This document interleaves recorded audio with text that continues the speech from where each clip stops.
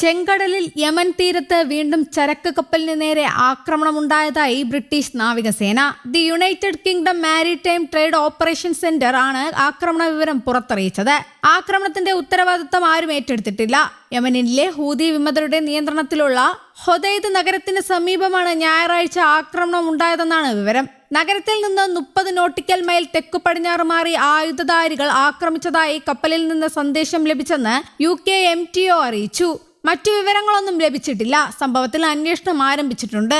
കപ്പലുകൾക്ക് നേരെയുള്ള ആക്രമണം പുനരാരംഭിക്കുമെന്ന് ഇറാൻ പിന്തുണയുള്ള സായുധ സംഘമായ ഹൂതി വിമതർ മുന്നറിയിപ്പ് നൽകിയിരുന്നു. ചെങ്കടലിന്റെ തെക്കേ അറ്റത്തുള്ള ബാബ് അൽ മന്ദബ് കടലിടുക്കിന് സമീപം തങ്ങളുടെ നിയന്ത്രണത്തിലുള്ള പ്രദേശത്തു കൂടി കടന്നു പോകുന്ന കപ്പലുകൾക്ക് നേരെ ഹൂതികൾ മുൻപ് ഡ്രോണുകളും മിസൈലുകളും അയച്ചിരുന്നു. ഗാസ യുദ്ധസമയത്ത് ആക്രമണങ്ങൾ അധികമായത് സൂയസ് കനാൽ വഴിയുള്ള യാത്ര ഉപേക്ഷിച്ച് മറ്റു വഴികൾ തേടാൻ കപ്പൽ കമ്പനികളെ നിർബന്ധരാക്കിയിരുന്നു. അടുത്തിടെ ഏദൻ ഉൾക്കടലിൽ സൊമാലി കടൽ കൊള്ളക്കാരുടെ ആക്രമണവും റിപ്പോർട്ട് ചെയ്യപ്പെട്ടിട്ടുണ്ട്.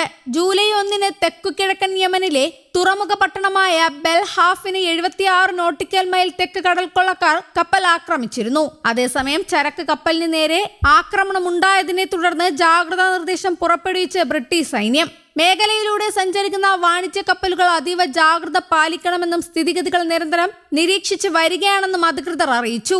ആക്രമണത്തിന്റെ പശ്ചാത്തലത്തിൽ ചെങ്കടൽ മേഖലയിലെ സമുദ്ര സുരക്ഷ വീണ്ടും ആശങ്ക ഉയർത്തിയിരിക്കുകയാണ്. എന്നാൽ കപ്പലിലുണ്ടായ നാശനഷ്ടങ്ങളെക്കുറിച്ചോ ജീവനക്കാരുടെ അവസ്ഥയെക്കുറിച്ചോ നിലവിൽ ഔദ്യോഗിക വിവരങ്ങളൊന്നും പുറത്തു വന്നിട്ടില്ല.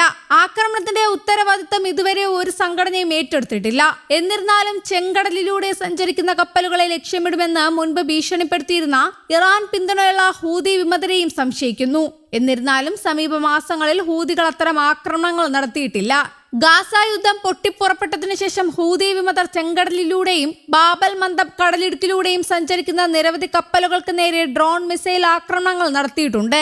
ഈ ആക്രമണങ്ങൾ ലോകത്തിലെ ഏറ്റവും വലിയ പല ഷിപ്പിംഗ് കമ്പനികളെയും അവരുടെ കപ്പലുകൾ വഴിതിരിച്ചുവിടാനും സൂയസ് കനാലിന് പകരം ആഫ്രിക്കയുടെ തെക്കേ അറ്റത്തിനു ചുറ്റുമുള്ള ദൈർഘ്യമേറിയ കടൽപാത സ്വീകരിക്കാനും പ്രേരിപ്പിച്ചു. അതേസമയം ഏദൻ ഉൾക്കടലിൽ സൊമാലിയൻ കടൽ കൊള്ളക്കാർ വീണ്ടും സജീവമായിട്ടുണ്ട്. അതേസമയം ജൂലൈ 1 യമനിലെ ബെൽഹാഫ് തുറമുഖത്തിൽ നിന്ന് ഏകദേശം 76 നോട്ടിക്കൽ മൈൽ അകലെ ഒരു കപ്പലിൽ കടൽ കൊള്ളക്കാർ എന്ന് സംശയിക്കപ്പെടുന്നവർ ആക്രമണം നടത്തിയിരുന്നു. ആ സംഭവത്തിൽ ചെറിയ ആയുധങ്ങളുമായി ആയുധധാരികളായ 4 പേർ കപ്പലിന്റെ പാലത്തിന് ചെറിയ കേടുപാടുകൾ വരുത്തി. ചെങ്കടലിലും ഏദൻ ഉൾക്കടലിലും അന്താരാഷ്ട്ര സമുദ്ര വ്യാപാരത്തിന്റെ സുരക്ഷയെക്കുറിച്ചുള്ള ആശങ്കകൾ ഈ സംഭവങ്ങൾ വീണ്ടും ഉയർത്തിയിട്ടുണ്ട്.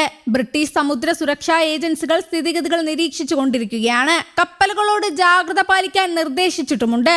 അതേസമയം യമനിലെ ഔദ്യോഗിക സർക്കാരിന്റെ ഭാഗമായ സൈന്യത്തിലെ 14 പേർ ഹൂതികളുടെ ആക്രമണത്തിൽ കൊല്ലപ്പെട്ടതായി റിപ്പോർട്ട്. ഹൊദൈദ് നഗരത്തിന് തെക്ക് ഹൈസ് ജില്ലയിലെ ജബൽ ദുബാസിലാണ് ആക്രമണം ഉണ്ടായത്. ഏറ്റുമുട്ടലിൽ 23 സൈനികർക്ക് പരിക്കേറ്റു. അടുത്തിടെ യമനിലുണ്ടായ ഏറ്റവും രക്തരൂക്ഷിതമായ ആക്രമണമാണിതെന്ന് രാജ്യത്തെ അന്താരാഷ്ട്ര അംഗീകാരമുള്ള സർക്കാരിലെ ഉദ്യോഗസ്ഥരെ ഉദ്ധരിച്ച് വാർത്താ ഏജൻസിയായ AFP റിപ്പോർട്ട് ചെയ്തു. വെള്ളിയാഴ്ച രാത്രിയോടെയാണ് ഏറ്റുമുട്ടൽ ആരംഭിച്ചത്. ആക്രമണത്തിന്റെ ആദ്യഘട്ടത്തിൽ സർക്കാർ നിയന്ത്രണത്തിലുള്ള ചില ഭാഗങ്ങൾ ഹൂതികൾ പിടിച്ചെടുത്തെങ്കിലും ശനിയാഴ്ച പുലർച്ചെയോടെ ശക്തമായ പ്രത്യാക്രമണം നടത്തിയ സൈന്യം ഇവ തിരിച്ചുപിടിച്ചു. ആക്രമണത്തിൽ ഹൂതികളും കൊല്ലപ്പെട്ടെന്നാണ് സർക്കാർ വൃത്തങ്ങൾ അറിയിച്ചെങ്കിലും കൂടുതൽ വിവരങ്ങൾ പുറത്തുവിട്ടിട്ടില്ല. News desk, Kerala Kaumudi.